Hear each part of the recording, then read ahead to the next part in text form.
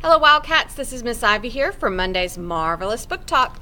Today I'm sharing with you Tears of a Tiger by Sharon Draper. This book has won lots of awards, and Sharon Draper writes great realistic fiction, and her characters are so in-depth that it almost feels like it's somebody that you know. So in Tears of a Tiger, it could not possibly be Robert Washington. No, not Robert Washington. He's the captain of the Hazelwood Tigers. Everybody loves Robert, but it was Robert. One night, he died in that fiery crash. And so the school is heartbroken. The community is heartbroken. They wonder if they will ever be able to get past it. But over time, they begin to let go and realize that life can go on. Everyone except Andy, who was Robert's best friend. He was the one driving the car that night of the fiery explosion.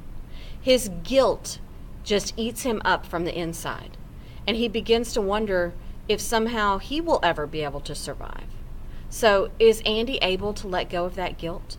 Do we lose 2 tigers that night or just one? To find out, read Tears of a Tiger.